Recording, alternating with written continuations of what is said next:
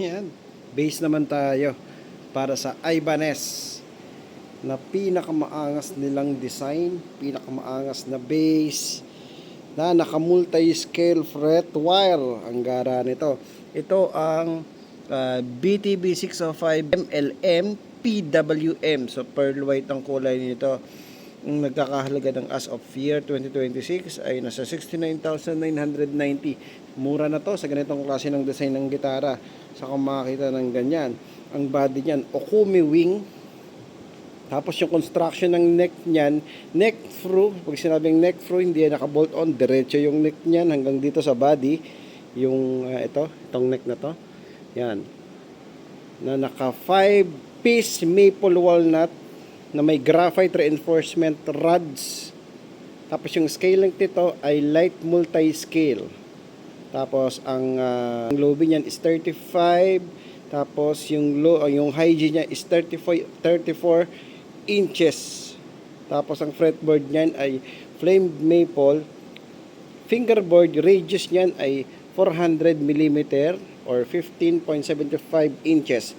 Frets niyan ay 24 medium stainless steel na rin yan, hindi yan naka-nickel. Plus 0 fret. Yung 0 fret na tinatawag, yung dito. So usually pag bass hanggang dyan lang papunta ron sa taas. Pataas. Tapos ito meron siyang 0 fret.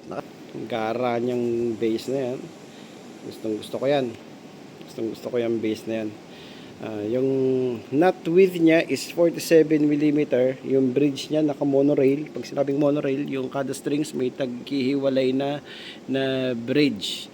Yan, monorail 5 na naka MRS 19 mm spacing, string spacing. Tapos yung pick up niyan, 2 Ibanez T1 humbuckers.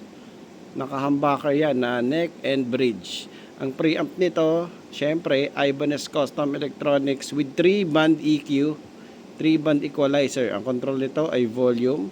Ito volume, tapos yung panning or pickup balancer. Tapos yung, syempre, yung bass, tapos mid, tapos treble. Tapos yung equalizer, bypass, active and passive. Ito yung passive, ito yung active. So, tunog passive, tunog may baterya, tunog preamp, gagana yung preamp niyan. Tapos meron tong 3-way mid frequency switch, ito 'yon.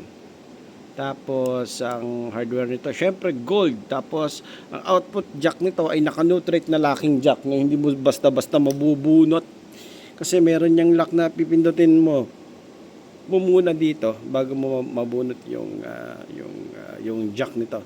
Then yung finish niya, pearl white na matte.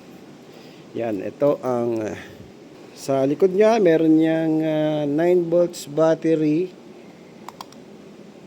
Yan, tapos dito yung electronics niya ulit. So, neck through yan, neck through. Tapos ito ay naka-gold hardware. Tapos syempre ito ay made in Indonesia. Alright, napakaangas, gar. Napakaangas nito. Gusto ko to. Naka-light multi-scale yung fretboard niyan. Ganda. Oh. Napaka-elegante, napakalinis tignan. Bili niyo na.